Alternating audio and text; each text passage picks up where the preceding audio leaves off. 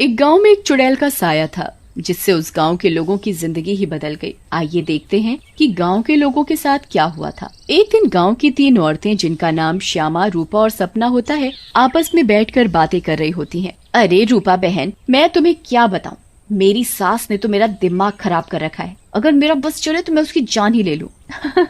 अरे क्या हुआ श्यामा बहन, इतना गुस्से में क्यों हो? शांति मौसी ने क्या कर दिया? हाँ तुम घर में अकेली हो ना, इसीलिए इतने मजे से रहती हो। हमसे पूछो जिनकी सास है, एक तो खाती हैं इतना, रोटी बना बना कर मेरे तो हाथ ही थक जाते हैं, ऊपर से हर काम में कमियां निकालती हैं। सही कह रही हो श्यामा बहन, मेरी कहानी भी कुछ कुछ तुम्हारी तरह ही है। मैं तो जरा सा अपने मर्द के साथ बैठ क्या जाऊं, पता नहीं कहां से बुढ़िया को खबर मिल जाती है, वहीं आकर सर पर खड़ी हो जाती है। हाँ ये तो चिंता की बात है सपना बहन, मौसी को समझाओ, नहीं तो दादी कैसे बनेंगी। रूपा की बात सुनकर तीनों जोर जोर से हंसने लगती हैं। तभी उनकी नजर एक गोलगप्पे वाली पर पड़ती है। गोलगप्पे वाली बहुत ही सुंदर होती है, उसे देखकर तीनों से रहा नहीं जाता और वो तीनों गोलगप्पे वाली के पास चली जाती हैं। अरे तुम तो औरत होकर गोलगप्पे बेच रही हो। ये तो पहली बार देखा है। अरे तो बहन, इसमें बुराई क्या है, कौनो गलत काम थोड़ी ना कर रहे हैं, मेहनत कर रहे हैं। वैसे आप लोग खाओगे गोलगप्पे? बातें तो बहुत अच्छी बनाती हो, चलो देखते हैं गोलगप्पे कैसे हैं। उसके बाद श्यामा और सपना दोनों गोलगप्पे खाने लगती हैं और रूपा वहीं खड़ी हो जाती है। रूपा को ऐसे खड़े देख गोलगप्पे वाली बोलती है, अरे बहन, आप नहीं खा रही गोलगप्पे? क्या हुआ, कहीं आपको अपने फिगर खराब होने का डर लग रहा है क्या? अरे नहीं नहीं, ऐसी बात नहीं है, मैं बस बाहर का सामान कम खाती हूँ और कोई बात नहीं, इन दोनों को खाने दो। श्यामा और सपना गोलगप्पा खाने के बाद बोलती हैं, अरे वाह गोलगप्पे वाली, क्या गोलगप्पे हैं, मुंह से तो स्वाद ही नहीं जा रहा, मजा आ गया। ऐसे गोलगप्पे मैंने जिंदगी में कभी नहीं खाए, तुम तो रोज आया करो, मैं तो रोज ही खाऊंगी। हाँ हाँ हाँ बहन जी, ये भी कहने की बात है, अब तो मैं रोज ही आया करूंगी, नया नया काम जो खोला है। उसके बाद वो गोलगप्पे वाली वहां से चली जाती है और वो तीनों औरतें भी अपने अपने घर चली जाती हैं। अगली सुबह रूपा पानी भरने के लिए कुएं पर जाती है। वहाँ औरतें आपस में बातें कर रही होती हैं। अरे रूपा बहन, पता है तुम्हें श्यामा और सपना कहाँ है? कहाँ है मतलब? अरे अपने घर पर होंगी और कहाँ? आहा, अरे नहीं रूपा बहन, वो दोनों अपने घरों से गायब हैं। कोई कह रहा था कि उनका चक्कर चल रहा था मर्दों के साथ और उन्हीं के साथ घर छोड़कर भाग गई हैं। बेचारे उन दोनों के पति। रूपा को ये बात सुनकर बहुत गुस्सा आता है और वो बोलती है, तुम्हें शर्म आनी चाहिए, औरत होकर औरतों के बारे में ऐसी बातें करते हो। ऐसा कहकर रूपा वहाँ से चली जाती है। शाम को वही गोलगप्पे वाली गांव में फिर से आती है। चीनू और टीनू नाम के 2 मंचुले उसे देखकर बोलते हैं, अबे टीनू, वो देख क्या लड़की है, एकदम एक नंबर, ये तो तेरी भाभी बनने लायक है बीड़ू। सही कह रहा है चीनू, लेकिन इसमें थोड़ा गलती होने का, ये अपन की नहीं, तेरी भाभी बनने लायक है, समझा क्या? फिर वो दोनों गोलगप्पे वाली के पास जाते हैं और बोलते हैं, ए गोलगप्पे वाली, क्या गोलगप्पे खिलाएगी हम दोनों को? आप दोनों भी कैसी बातें करते हैं, ये गोलगप्पे क्या मैंने पानी भरकर होली में मारने के लिए रखे हैं? आप बहुत मजाक किया हो मेरी तरह। वैसे क्या नाम है आपका? नाम में क्या रखा है साहब, आप गोलगप्पे खाइए ना, अगली बार आऊंगी तो नाम भी पता चल जाएगा। फिर चीनू और टीनू गोलगप्पे खाने लगते हैं।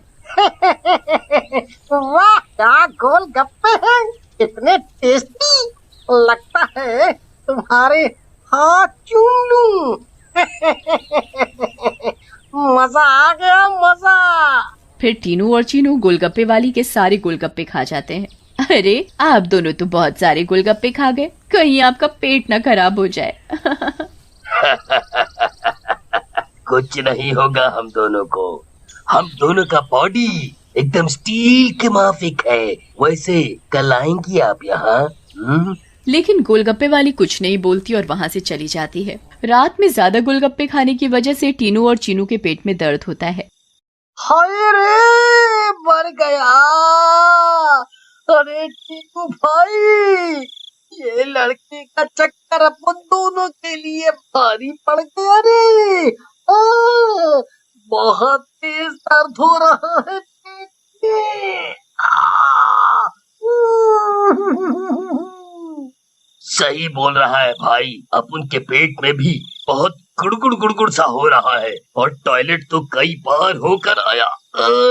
मर गया रे, फिर से आ गई। टीनू और चीनू दर्द के मारे पेट पकड़कर बैठे होते हैं। तभी वो गोलगप्पे वाली उनके पास आ जाती है और बोलती है, क्या हुआ मेरे आशिकों, ऐसे क्यों बैठे हो? पेट में दर्द हो रहा है क्या? तुम्हें पता था कि क्या मिलाया है तुमने इसमें, बताओ। लेकिन तभी गोलगप्पे वाली चुड़ैल के रूप में आ जाती है।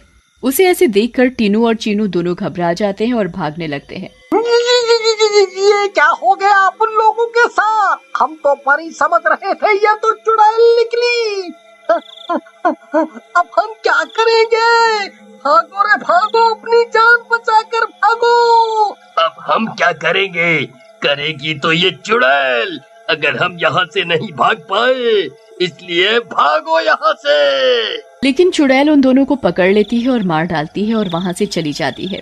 इसके बाद तो मानो ये रोज की बात हो जाती है। रोज वो चुड़ैल गोलगप्पे वाली बनकर आती और गोलगप्पे खिलाकर रात में लोगों को मार डालती। इन सब से गांव वाले बहुत परेशान हो जाते हैं और एक दिन पंचायत बिठाते हैं। पंचायत में रूपा भी जाती है। अरे भाइयों, गांव संकट में है, हम सबको मिलकर इस समस्या का समाधान निकालना पड़ेगा, नहीं तो एक एक करके पूरा गांव ही खाली हो जाएगा। तभी रूपा का पति दीनू बोलता है, लेकिन सरपंच जी, हमें तो कुछ पता नहीं है कि ये सब कौन कर रहा है, या लोग अपने आप घर छोड़कर जा रहे हैं। सही कह रहे हो दीनू बेटा, लेकिन हम ऐसे शांत तो नहीं बैठ सकते और अपने गांव वालों को जाने नहीं दे सकते। हमें कुछ तो करना ही होगा। हाँ। फिर पंचायत में कोई भी फैसला न निकलने पर सभी गांव वाले अपने अपने घर चले जाते हैं। उसी दिन दोपहर में चुड़ैल फिर से गोलगप्पे वाली का भेष बदल कर गाँव में आती है। रूपा उसके पास जाती है और बोलती है, अरे गोलगप्पे वाली, जरा गोलगप्पे खिला दे, सुबह से मन खराब हो रहा है, शायद चटपटा खाने से ठीक हो जाए। लेकिन तभी उसकी नजर गोलगप्पे वाली के पैरों पर पड़ती है। गोलगप्पे वाली के पैर उल्टे होते हैं। रूपा ये देखकर समझ जाती है कि हो न हो ये इसी का किया धरा है। रूपा सब समझने के बावजूद गोलगप्पे खाने लगती है और खाकर वहाँ से चली जाती है और दीनू के घर में जाकर सारी बात बताती है, जिसे सुनकर दीनू बोलता है, तुम पागल हो गई हो क्या रूपा? अगर उस गोलगप्पे वाली पर तुम्हें शक था तो तुमने गोलगप्पे क्यों खाए और अपनी जान जोखिम में क्यों डाली? मैंने अपनी जान जोखिम में नहीं डाली। तुमने एक बात पर ध्यान नहीं दिया, गांव में जितनी भी लाशें मिली हैं वो सिर्फ आदमियों की हैं, एक भी औरत की नहीं है। इसका मतलब ये है कि ये चुड़ैल अभी सिर्फ आदमियों को मार रही है। लेकिन रूपा, फिर भी औरतें तो गायब हो रही हैं और वो चुड़ैल निकली तो तुम उसका मुकाबला कैसे करोगी? हम औरतों में बड़ी शक्ति होती है, हम अगर अपनी पर आ जाएं तो किसी को भी अपने बस में कर लें। ये तो एक चुड़ैल है, इसे मैं देख लूंगी। तुम चिंता मत करो। फिर रूपा और दीनू अपने कमरे में सो जाते हैं। लेकिन रूपा की चिंता में दीनू को नींद नहीं आती और वो आंख बंद करके लेटा रहता है। रात में चुड़ैल उन दोनों के कमरे में आती है और रूपा को यूं आराम से सोते हुए देखकर हैरान रह जाती है। ये औरत तो वाकई बहुत निडर है, क्या मत सो रही है, लेकिन आज के बाद डरेगी। ऐसा कहकर चुड़ैल सोती हुई रूपा को उठा लेती है और जंगल की ओर चल पड़ती है। दीनू भी चुपचाप चुड़ैल का पीछा करने लगता है। चुड़ैल एक गुफा के सामने पहुंचकर रुक जाती है और गुफा को खोलती है। खुल जा सिमसिम। गुफा का दरवाजा खुल जाता है और चुड़ैल अंदर चली जाती है। दीनू भी चुपके से उनके पीछे पीछे अंदर चला जाता है। अंदर जाकर चुड़ैल रूपा को एक अंधेरे कमरे में ले जाती है और रोशनी करती है। जैसे ही वहाँ रोशनी होती है, गांव की बाकी औरतें भी रूपा को दिखाई देती हैं। श्यामा और सपना भी वहाँ होती है। अरे चुड़ैल, ये सब क्या है? गाँव की औरतें, तुम ये क्या कर रही हो? लेकिन चुड़ैल कुछ नहीं बोलती। रूपा बहन, ये चुड़ैल पूर्णिमा के दिन हम सब औरतों की बलि देगी, बचा लो हमें। ये बचाएगी तुम्हें। इसकी जान तो खुद खतरे में है। तभी वहाँ दीनू आ जाता है और बोलता है, रूपा की नहीं चुड़ैल, बल्कि तू खतरे में है। दीनू सब औरतों को जलती मशाल दे देता है। चुड़ैल, तूने हमको और गांव वालों को बहुत परेशान किया है, गोलगप्पों की कसम, तुझे छोड़ेंगे नहीं। ऐसा कहकर औरतें चुड़ैल के ऊपर मशाल डाल देती हैं और चुड़ैल जलने लगती है। मुझे जाने दो, छोड़ दो। लेकिन चुड़ैल थोड़ी ही देर में जलकर भस्म हो जाती है।